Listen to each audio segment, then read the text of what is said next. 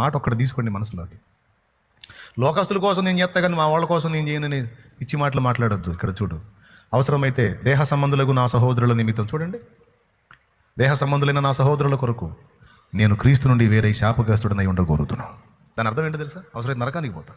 ప్రభు నాకు ఒక ఆఫర్ ఇస్తే, పౌలు నువ్వు ఒక్కడివి పాతాళానికి వెళ్తానంటే, నువ్వు ఒక్కడివి నరకానికి వెళ్తానంటే, మీ వాళ్ళందరినీ నేను పరలోకం తీసుకుంటానంటే సంతోషంగా నేను నరకానికి వెళ్తానికి ఇష్టపడతా.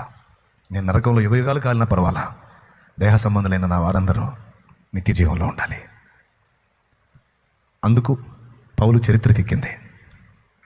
అందుకు పౌలు క్రీస్తు పోలికను గురించి సూచించింది.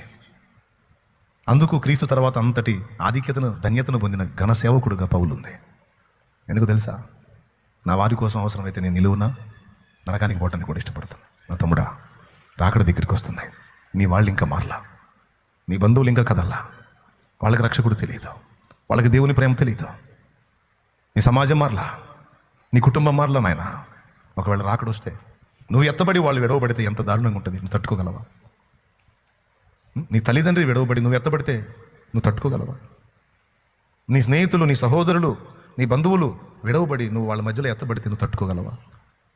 మరి నువ్వు ఉండగానే కష్టపడాలి కదా, ప్రసవ వేదన అనుభవించాలి కదా, ఆ ఆత్మలు ఎలాగైనా సాధించడానికి నీ వంతు నువ్వు కష్టపడాలి కదా. కొంచెం ఆలోచించండి. నయానో భయానో నవ్వించో కవించో ఒక విలువైన విషయం మీ హృదయంలో పంపించాలని నేను కొంచెం వ్యంగ్యంగా మాట్లాడిన కారణం అదే. నా నైజం అది కాదు, కానీ తప్పదు. సులభంగా మనుషుల్లోకి మాట వెళ్ళాలి అంటే సహజంగా ఉన్నట్టే అందించాలి. అందుకే అలా మాట్లాడాను స్టార్టింగ్లో. ఇది ఇప్పుడు చెప్పిన విషయాలు కీలకంగా తీసుకోండి. రేపు మన మనస్సాక్షి వేదన పడకూడదు, ధైర్యంగా ఉండాలి. రేపు మనకు పశ్చాత్తాపం ఉండకూడదు. అయ్యో నేను ఇలా చెప్పకపోతేనే, అయ్యో నేను ఇలా అనే పశ్చాత్తాపం ఉండకూడదు. తృప్తి ఉండాలి. మన మన మన బంధువులు దాటిపోయినా తృప్తి ఉండాలి, మనం పోయేటప్పుడైనా తృప్తిగా పోవాలి.